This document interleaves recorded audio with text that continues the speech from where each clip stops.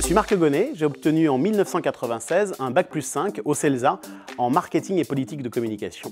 Ce diplôme a été déterminant pour créer D-Light parce que ça m'a appris l'importance de cibler les messages. D-Light, c'est une start-up qui s'est donné pour mission de changer radicalement la manière dont les producteurs de spectacles vont communiquer et remplir leurs salles de spectacle.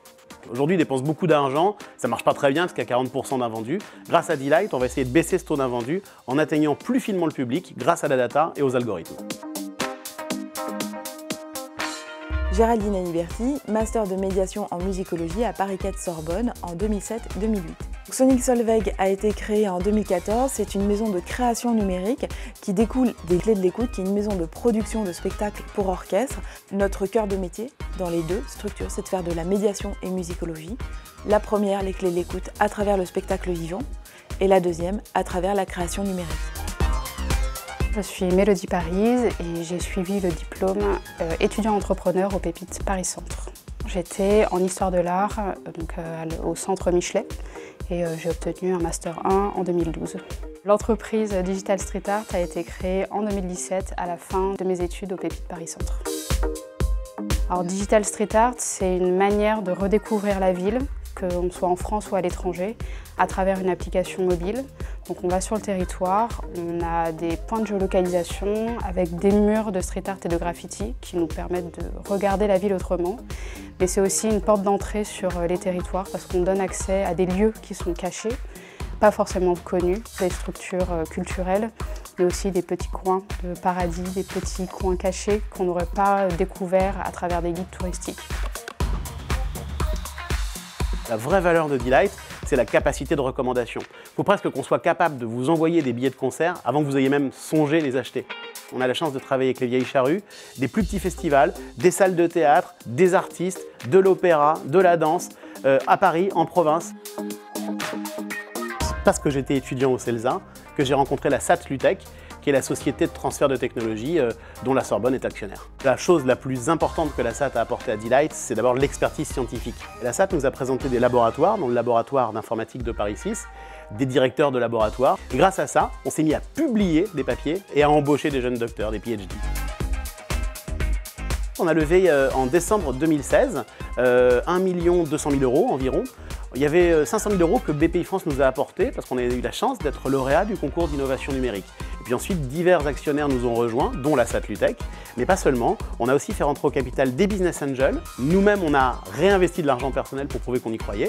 Et puis, nos ingénieurs, nos développeurs, nos informaticiens ont également rejoint l'aventure.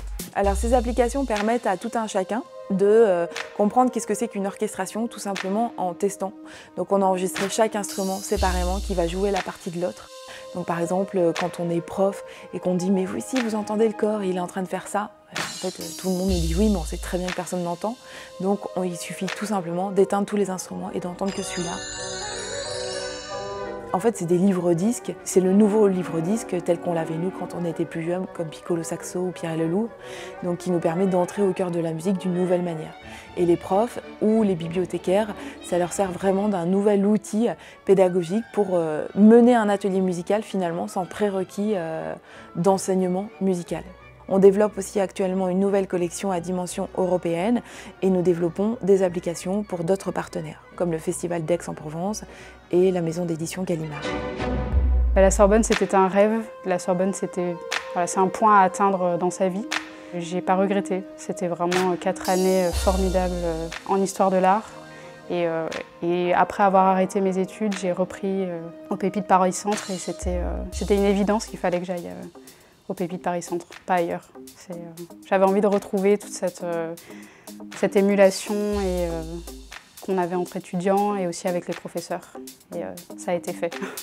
Alors mon passage à la Sorbonne a été finalement primordial dans le développement de notre société, puisque cette structure, qui est une association, était une réunion des élèves du master de médiation et musicologie de l'année 2006-2007. Ma formation à la Sorbonne m'a permis en effet, dans ce travail de recherche en musicologie, de tester finalement tout ce qui était théorique. Je suis contente aujourd'hui d'avoir le matériau technologique au service d'un savoir qui permet d'aller beaucoup plus loin et de proposer des contenus très pertinents. Ce que c'est la Sorbonne, pour moi, c'est tout simplement la plus belle marque universitaire du monde. C'est-à-dire que n'importe où vous êtes au monde, vous dites la Sorbonne et on sait ce que c'est. La Sorbonne est un imaginaire invraisemblable. Alors un imaginaire qu'on trouve dans cet endroit, hein. C'est-à-dire que c'est un héritage d'excellence intellectuelle. Et dès qu'on dit qu'on travaille avec la Sorbonne, au fond, ça donne une caution à un projet.